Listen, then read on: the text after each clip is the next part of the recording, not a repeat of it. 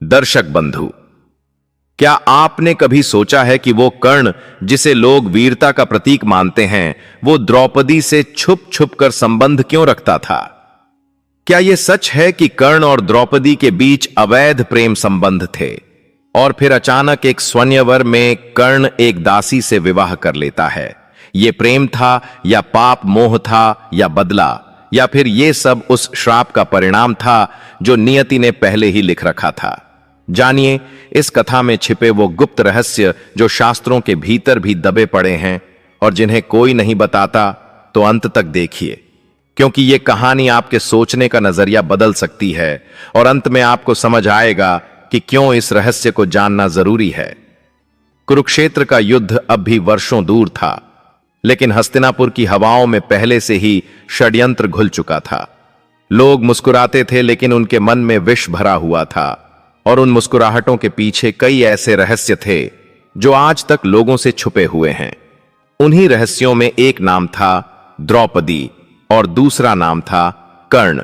द्रौपदी महाभारत की नायिका कहलाती है, लेकिन क्या आपको पता है कि द्रौपदी के जीवन में सिर्फ 5 नहीं बल्कि छठा पुरुष भी था, और वो था कर्ण।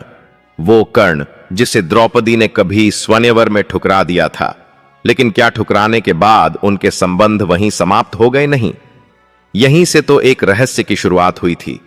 जब द्रौपदी ने स्वयंवर में यह कह दिया था कि वो सूत पुत्र से विवाह नहीं करेगी, तभी कर्ण के मन में एक आक्रोश जन्मा। लेकिन उस आक्रोश में भी एक विचित्र आकर्षण छुपा था। कर्ण ने द्रौपदी को पाने की ठान ली थी और द्रौपदी वो भी भीतर ही भीतर उस योद्धा की वीरता पर मोहित थी। परंतु यह प्रेम नहीं था, यह सिर्फ मोह नहीं था, यह एक ऐसा बंधन था जो पाप और पुण्य दोनों के बीच झूल रहा था। द्रौपदी पांडवों की पत्नी बन चुकी थी, लेकिन अर्जुन वनवास में थे और बाकी भाई धर्म और नीतियों में व्यस्त थे। उसी समय अचानक महल के भीतर एक साया घूमने लगा था। कोई था जो रातों को द्रौपदी के कक्ष में आता था। वो था कर्ण। वो संबंध छुपे हुए थे। मुलाकातें रात के अंधेरों में होती थीं, द्रौपदी के महल की छतों पर और पीछे बने पुराने उपवन में। कोई नहीं जानता था कि द्रौपदी, जिसके आगे पीछे 5 पांडव घूमते थे, वो किसी और की बाहों में सुकून ढूंढ रही थी। लेकिन यह सच्चाई द्रौपदी के मन में एक द्वंद्व भी पैदा करती थी। वो जानती थी कि यह गलत है, वो जानती थी कि यह सब धर्म विरुद्ध है, पर भावनाओं का क्या? जब आत्मा किसी को चाहने लगती है तो शरीर की सीमाएं मिटने लगती हैं। एक दिन नारद मुनि ने कर्ण को एकांत में देखा और कहा, हे कर्ण, तू जिस स्त्री को छुप कर पा रहा है वो तुझे विनाश की ओर ले जाएगी। कर्ण ने मुस्कुराकर कहा, मैं प्रेम करता हूं नारद मुनि। तब नारद बोले, ये प्रेम नहीं, वासना है, और वासना की आग में झलकर ही तू पतन की ओर जाएगा। कर्ण ने उस दिन पहली बार खुद को दुविधा में पाया। क्या वो जिस द्रौपदी को चाहता है वो सिर्फ एक आकर्षण है, या वो उसके जीवन का उद्देश्य बन चुकी है?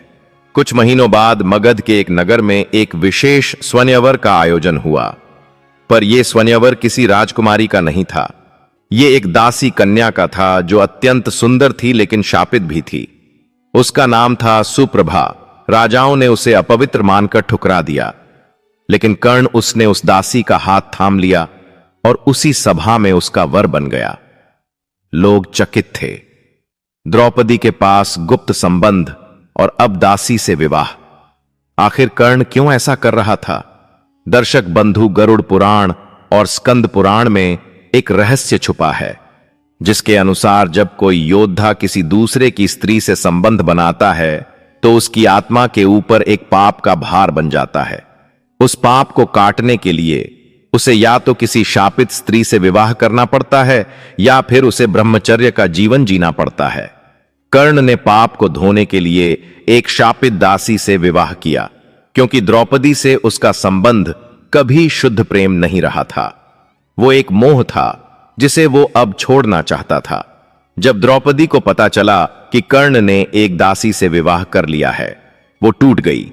उसने कर्ण को एक पत्र लिखा, जिसमें लिखा था, तुम्हारी बाहों में जो सुकून मैंने पाया था वो अब किसी और स्त्री के पास क्यों है? लेकिन कर्ण ने उत्तर नहीं दिया, क्योंकि अब वो अपने पाप को धो चुका था। अब वो धर्म के पथ पर था और युद्ध की तैयारी कर रहा था। द्रौपदी उस दिन समझ गई कि मोह चाहे कितना भी गहरा हो, अगर वो अधर्म पर आधारित है तो उसका अंत निश्चित है। कुरुक्षेत्र का युद्ध आरंभ हुआ। कर्ण और अर्जुन आमने सामने हुए, लेकिन उस रात युद्ध के पहले कर्ण ने एक आखिरी बार द्रौपदी से मिलने की इच्छा जताई। द्रौपदी ने मिलने से मना कर दिया। उसने कहा, अब मैं सिर्फ धर्मपत्नी हूं और तुम मेरे जीवन का एक भूल चुके अध्याय। कर्ण ने मुस्कुराते हुए कहा, फिर भी मैं तुम्हें आखिरी बार देखना चाहता हूं। और युद्ध के मैदान में अगले दिन कर्ण की मृत्यु हो गई।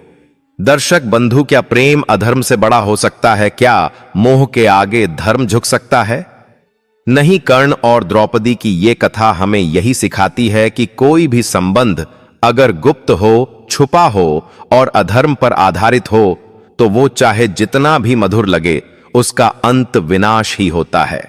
अगर आपको यह कथा रोचक लगी हो, अगर आपने इससे कुछ सीखा हो, तो इस चैनल को अभी सब्सक्राइब करें, क्योंकि हम लाते हैं आपके लिए ऐसे ही रहस्यमयी, धार्मिक और ज्ञानवर्धक वीडियो जो आपके विचारों को बदल सकते हैं, आपकी सोच को ऊंचा कर सकते हैं। तो जुड़े रहिए और देखते रहिए वो कहानियां जो अब तक आपसे छुपाई गई थीं।